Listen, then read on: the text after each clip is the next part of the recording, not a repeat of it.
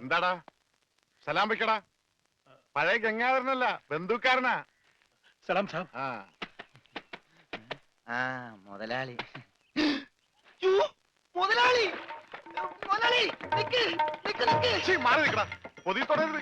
മുതലാളി അകത്തേക്ക് കയറല്ലേ, പുറത്തേക്ക് വെക്കൂ. എടാ, അകത്തേക്ക് വെച്ച കാല് ഗംഗാധരൻ പുറത്തേക്ക് എടുക്കൂല. പിന്നെ പുറത്തേക്ക് വെക്കാൻ കാലുണ്ടാവില്ല. മാറി നിക്കടാ. ഞാൻ എന്റെ ബന്ധുക്കാരെയും മോനെയും കാണാൻ പോയി. മോനാ? തെറ്റിപ്പോയി തെറ്റിപ്പോയി. അനന്തരവൻ അനന്തരവൻ. അത് ഇന്നലെ വരെ. ഇന്ന് ഞാൻ അവനെ ദത്തെടുത്ത് സ്വന്തം മോനാക്കും. ആരും ഇന്ന് ദത്തെടുക്കും? അവന്റെ അമ്മാവനായ എന്റെ കയ്യിൽ നിന്ന് ഞാൻ തന്നെ ദത്തെടുത്ത് അവന്റെ അച്ഛനാവും. എന്റെ ഈശ്വര, മുതലാളി ഞാൻ പറയണമെന്ന് കേൾക്ക്. ഇപ്പൊ അകത്തേക്ക് പോകാം. പറയാൻ നീ ആരടാ? അവൻ മിണ്ടി. ആര് മിണ്ടി? കൂർക്കേ? ക്യാ സാബ്? അച്ഛ അച്ഛ അച്ഛ. അച്ഛനാ?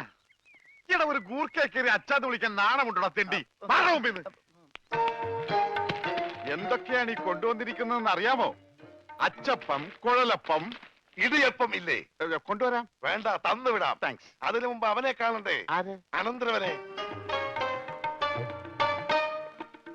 മോനെ, എന്താടാ സുഖം തന്നെയല്ലേ? ഇവൻ നിന്റെ ആരാധന പറഞ്ഞേ? അവൻ അങ്ങനെ പറഞ്ഞ മനസ്സിലാവില്ല. ആംഗ്യ ഭാഷ കാണിക്കണം. ഞാൻ കാണിച്ച മോനെ അമ്മാവൻ. അം അം അം മാവു മാവു മാവു വൻ വൻ അമ്മാവൻ.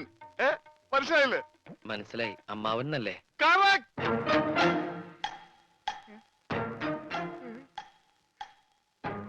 അമ്മാവന് സുഖമാണോ?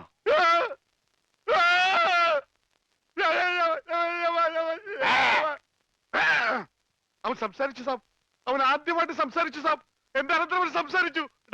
നീ ആദ്യമായിട്ട് ഒന്നുകൂടി സംസാരിച്ചേ. ആദ്യമായിട്ടല്ല, ഞാൻ പണ്ട് മുതലേ സംസാരിക്കും.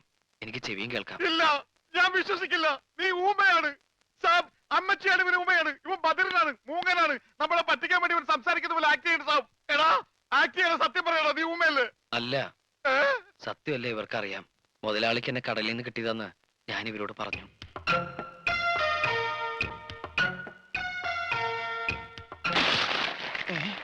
എന്താ ഒരു എല്ലൊടിയാണ് ഒച്ച കേട്ടത്? എല്ലാം ഒടിഞ്ഞിട്ടില്ലടാ, ഒടിയാൻ പോണേ ഉള്ളൂ.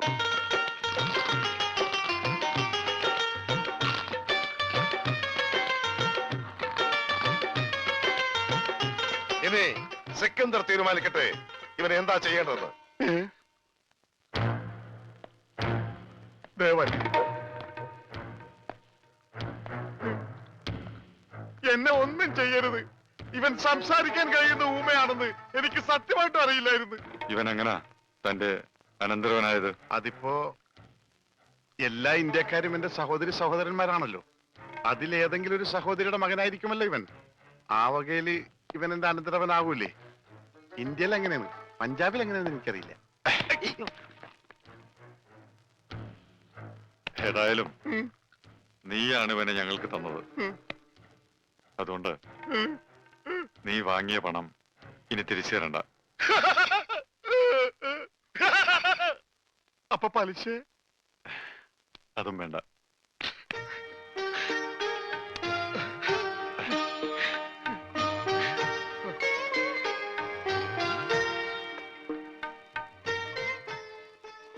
എന്റെ നിവൃത്തികേട് കൊണ്ട് എന്തൊക്കെയോ ചെയ്യേണ്ടി വന്നു.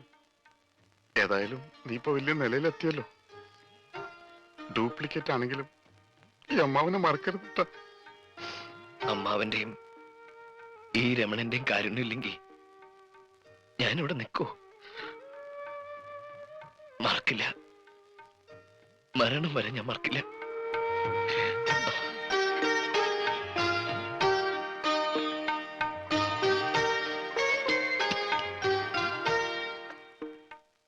ഉണ്ണിയുടെ വീട്ടിലുള്ളവർക്ക് ഒരായുഷ്കാലം മുഴുവൻ സുഖമായി ജീവിക്കാനുള്ള പണമുണ്ട് ഇതില്.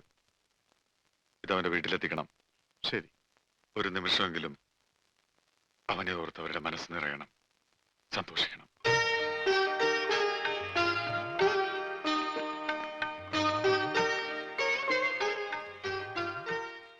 നിന്റെ വീട്ടിലെന്താ പറയേണ്ടത്? ഞാൻ ഇവിടെ ഉണ്ടെന്ന് ആരും അറിയണ്ട. അറിയാലോ, ഇനി എന്നെ തേടി അവകാശികൾ ആരും വന്നൂടാ.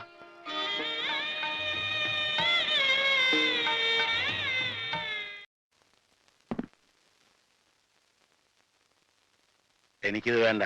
ഉണ്ണി തന്നേച്ചാണെന്ന് കരുതിയാ മതി. അവന്റെ ബിസിനസ്സിൽ നിന്ന് കിട്ടിയ ആദായമാണല്ലോ. മോളെ, നീ പറ എന്താ വേണ്ടെന്ന്. അമ്മാവൻ പറഞ്ഞതാ ശരി. നമുക്കിത് വേണ്ട. ഇതൊക്കെ കിട്ടിയിട്ട് എന്തിനാ? അതാരാ? ഉണ്ണിയുടെ ഉണ്ണിയുടെ ആരാ? വിധവയാണ്. സുജാത. അതെ, എങ്ങനെ അറിയാം? ഉണ്ണി പറഞ്ഞിട്ടുണ്ട്. എന്താ എന്താ എന്നെ പറ്റി പറഞ്ഞത്? ഇഷ്ടാണെന്നാ? അതെ. മോളകത്തേക്ക് വയ്ക്കോ. ഉണ്ണിയെ വളരെ അടുത്തറിയാമായിരുന്നില്ലേ? അവന്റെ മനസ്സെനിക്ക് നല്ലോണം അറിയാം. എനിക്കതറിയാൻ കഴിഞ്ഞില്ല. കഴിഞ്ഞിരുന്നെങ്കിൽ ഇതൊന്നും സംഭവിക്കുമായിരുന്നില്ല. വിധി അല്ലാതെ എന്ത് പറയാനാ? ഇനിയിപ്പോ അങ്ങനെ പറഞ്ഞ് സമാധാനിക്കാനല്ലേ കഴിയുള്ളൂ. അച്ഛൻ ധൈര്യമായിട്ടിരിക്കും. മരിച്ചെന്ന് കരുതി എത്രയോ ആളുകൾ തിരിച്ചു വന്നിരിക്കുന്നു. ഇന്നാള് തന്നെ ചവറയിൽ നിന്ന് മീൻ പിടിക്കാൻ പോയി 24 പേരെ കാണാതായി. ഒരാഴ്ച കഴിഞ്ഞപ്പോ 23 പേരും വന്നു. ദാ ഈ പണം സ്വീകരിക്കണം. എത്രയും പെട്ടെന്ന് ആ പെങ്കൊച്ചിന്റെ കല്യാണം നടത്തണം. ഉണ്ണിയോട് അല്പമെങ്കിലും സ്നേഹമുണ്ടെങ്കിൽ ഇങ്ങനെ വിഷമിക്കാതെ സന്തോഷമായി ജീവിക്കും. അതെ, മരിച്ചു പോയെങ്കിലും അവനൊരു നല്ല നിലയിൽ എത്തിയില്ലേ? അതോർത്തെങ്കിലും സന്തോഷിച്ചു.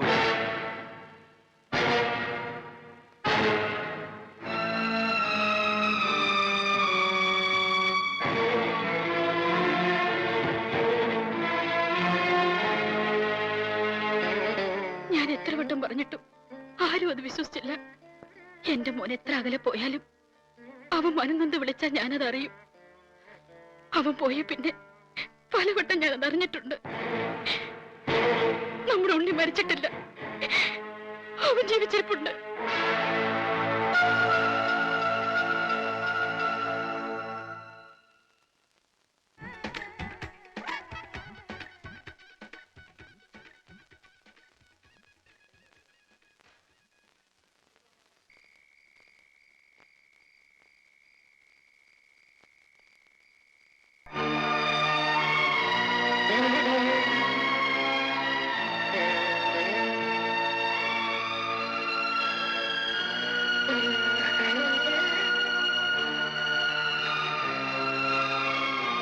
അച്ഛാ,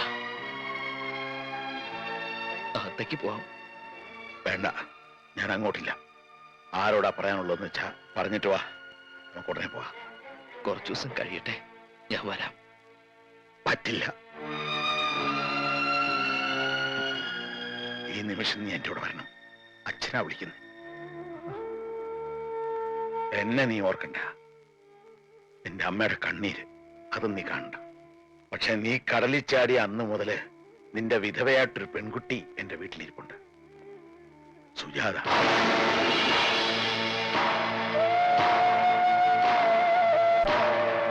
അവളെ നീ ഓർത്തേ പറ്റൂ.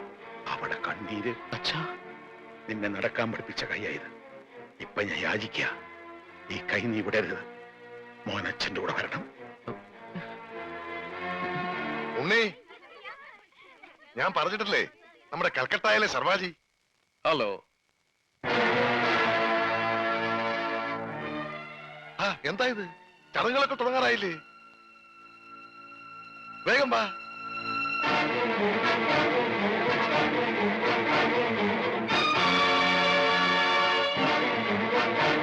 ഉണ്ണികൃഷ്ണ. അവൻ ഇപ്പൊ ഈ കുടുംബത്തിലൊരു അംഗമാണ്. അച്ഛന്റെ ഉണ്ണികൃഷ്ണനല്ല. അതെങ്ങനെയാണോ അവൻ എന്റെ മോനല്ലാണ്ടാകണേ?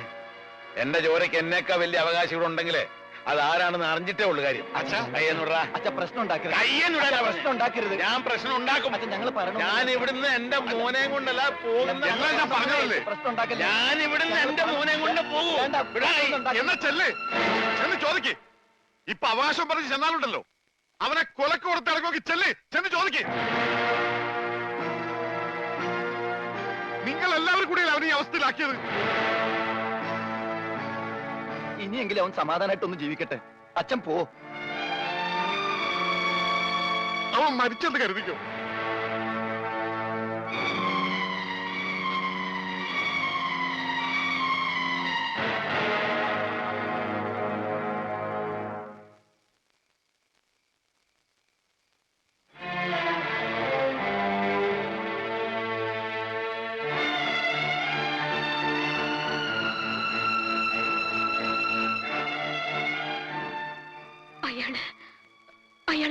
സത്യമാണോ? നമ്മുടെ ഉണ്ണി മരിച്ചവർ തിരിച്ചു വരില്ല. വരുമെന്ന് കരുതി നമ്മളൊക്കെ വിഡ്ഢികളാ. അതിലേറ്റവും വലിയ വിഡ്ഢിയാരാന്നറിയോ? നീയാ. നീ അവൻ നിന്നെ കല്യാണമൊന്നും കഴിച്ചിട്ടില്ലല്ലോ, പിന്നെ എങ്ങനെയാ നീ അവന്റെ വിധവയായത്?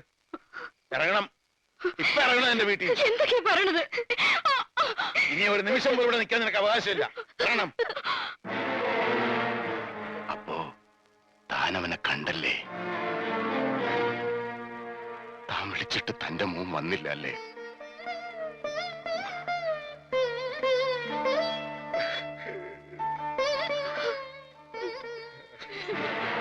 ഇത് ഇവിടം കൊണ്ടൊന്നും തീരൂന്ന് കരുതണ്ട.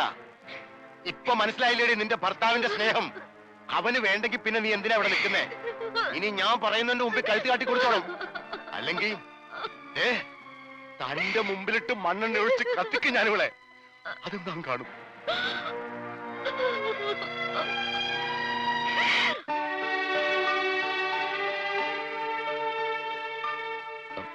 ഞാൻ വീട്ടിലേക്കൊന്ന് പോവാ. സുജാതയെ കാണണം. അവളോട് മാപ്പ് പറഞ്ഞ് സമ്മതം വാങ്ങണം. വരും, തിരിച്ചു വരും. നീ എനിക്ക് വേണ്ടി പ്രാർത്ഥിക്കണം.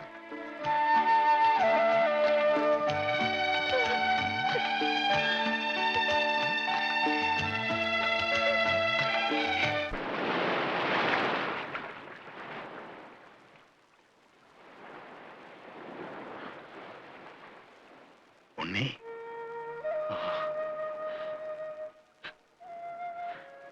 മോനെ, അച്ഛാ, ഞാൻ വന്നല്ലോ. എന്റെ പൊന്നുമോനിങ്ങി വന്നല്ലോ. ഓർക്കണം, ഈ പാപമൊക്കെ ഞാൻ എവിടെ കഴുകിക്കളയെന്ന് എനിക്കറിയില്ല. അച്ഛനോട് ഓർക്കണം.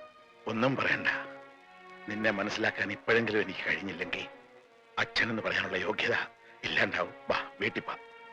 ഒരു നിമിഷം നേരത്തെ നിന്നെ കണ്ട അത്ര നേരം കൂടെ ആയുസ് കിട്ടുന്ന രണ്ടുപേരുണ്ട്. വാ.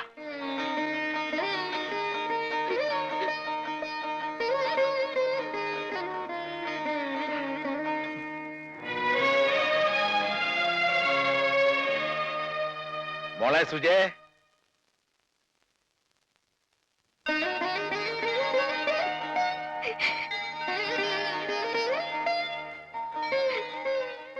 മോളിത് ആരാന്ന് നോക്കിയേ. നിന്റെ തപസ്സിന്റെ ശക്തി കൊണ്ട് മാത്രാ ഇവനെ നമുക്ക് തിരിച്ചു കിട്ടിയത്. മോളിങ്ങി വന്നേ.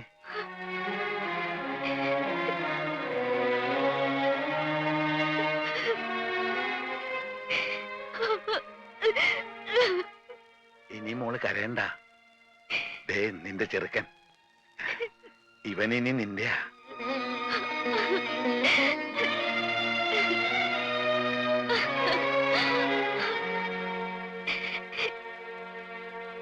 മോനെ, ഇനി എന്റെ പൊന്നുമോൾ ഒരു നിമിഷം പോലും ഇങ്ങനെ ഇരുന്നൂടാ. നീ ഈ സിന്ദൂരം അവളുടെ നിറയെ തൊടുവിക്ക്.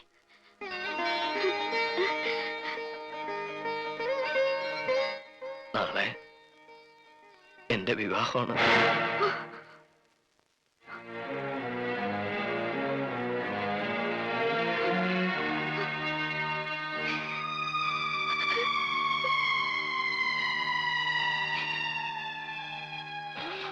ഒന്നും മനഃപൂർവ്വമല്ല. എല്ലാ കടങ്ങളും വീട്ടാൻ, നിങ്ങൾ എല്ലാവരും സുഖമായിട്ട് ജീവിക്കാൻ ഞാൻ എന്നെ അവിടെ വിറ്റിരിക്കുക. ഇപ്പോ ഞാൻ ഇവിടുത്തെ അല്ല, അവരുടെയാ. മോനെ, ഇവള് നീ എന്തെങ്കിലും തിരിച്ചു വരുമെന്ന് കരുതി കാത്തിരിക്കുന്നവളല്ല. മരിച്ചെന്ന് കരുതി എല്ലാ സുഖങ്ങളും ത്യജിച്ച് നിന്റെ വിധവയായിട്ട് കഴിയുന്നവളാ. അവിടെ കണ്ണീരി കുടുംബത്തിൽ വീണ ദൈവം പോലും പൊറുക്കില്ലടാ. നിന്റെ അച്ഛനെ അമ്മയെ പാവം പെങ്കൊച്ചിനെ ഒക്കെ മറന്നിട്ട് ഏത് കട ഉണ്ണി നീ വീട്ടാൻ പോണേ? എന്തൊക്കെയാ നീ നേടാൻ പോണേ? ഇങ്ങനെ ഒരാൾ ഇവിടെ കാത്തിരിപ്പുണ്ടെന്ന് പറഞ്ഞ അവര് സമ്മതിക്കില്ലേ?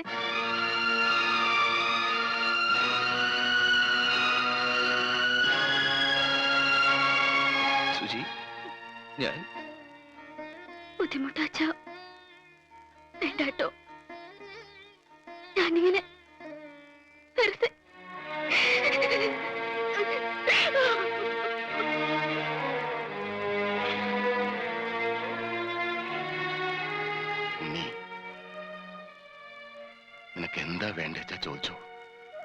എനിക്കുള്ളതെല്ലാം ഞാൻ വിറ്റു പെറുക്കാം. തെരുവിലിറങ്ങി പിച്ചെടുക്കേണ്ടി വന്നാലും നീ ചോദിക്കുന്നത് ഞാൻ തരാം. നീ എന്റെ മോളെ വിട്ടു പോകരുത്. പോകാൻ ഞാൻ സമ്മതിക്കില്ല.